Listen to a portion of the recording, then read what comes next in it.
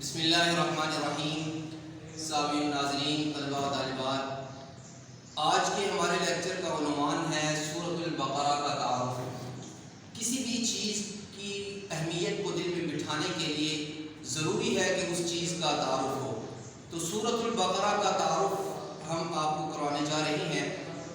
سورۃ البقرہ یہ قرآن کریم کی سب سے بڑی دوسری سورت ہے اور اس کا آغاز حروف مقطعات سے ہوتا ہے، وہ حروف جن کے کوئی معنی نہیں ہوتے، جیسے کہ الف لام میم، ہا میم، عین سین قاف، الف لام۔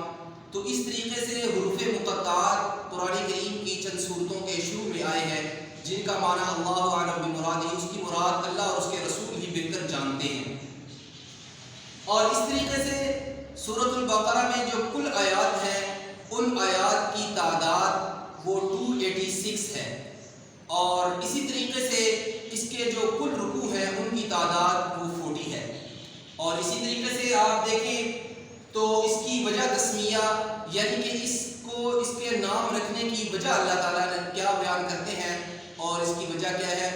سورۃ البقرہ کی آیت 67 تا 73 تک کی آیات میں اللہ تعالیٰ نے بنی اسرائیل کو گائے کے ذبح کرنے کا حکم دیا تھا۔ وَإِذْ قَالَ مُوسَىٰ لِقَوْمِهِ إِنَّ اللَّهَ يَأْمُرُكُمْ أَن تَذْبَحُوا بَقَرَةً قَالُوا وَتَتَّخِذُونَا هُزُوًا۔ جب حضرت موسیٰ علیہ السلام نے اپنی قوم کو کہا کہ گائے کو ذبح کرو، تو انہوں نے ٹال مٹول سے کام لیا۔ بنی اسرائیل ہمیشہ ٹال مٹول سے کام لیتے، اللہ نے ان کی شکلوں کو وہ چینج کر دیا تھا۔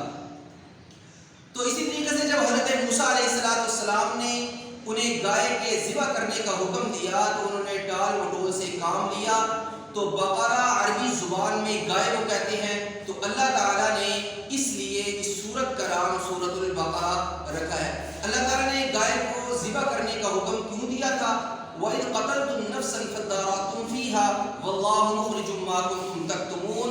وہ لوگ جب لوگوں کو قتل کرتے تو پتہ نہیں ہوتا تھا کہ اس کا قاتل کون ہے، اور نہ ہی وہ مانتے تھے، تو اللہ تعالیٰ یہ ان کو بتلانا چاہتے تھے کہ آپ گائے کو ذبح کرو اور اس کا ایک گوشت کا ٹکڑا آپ مقتول کے جسم پہ مارو، تو وہ خود قاتل جو ہے وہ بولے گا مقتول کہ میرا قاتل جو ہے وہ کون سا ہے۔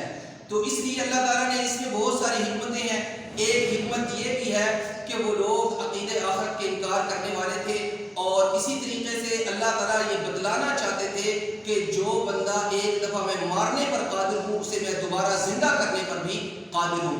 اسی طریقے سے آپ دیکھیں حضور علیہ السلام کا جو مکی دور تھا وہ 13 سال تھا، مدنی دور جو ہے وہ 10 سال تھا۔ تو حضور علیہ السلام پر یہ قرآن کریم کی جو سورت اتری ہے یہ مدینہ منورہ میں اتری ہے، اور جو موضوعات حضور علیہ السلام جب مکہ مکرمہ میں تھے تو اس وقت آیت کے اور سورت کے مضامین اور ہیں، لیکن اس سورت یہ جو مدینہ منورہ میں نازل ہوئی ہے تو اس میں احکامات اور ان کے موضوعات مکی دور سے الگ ہیں۔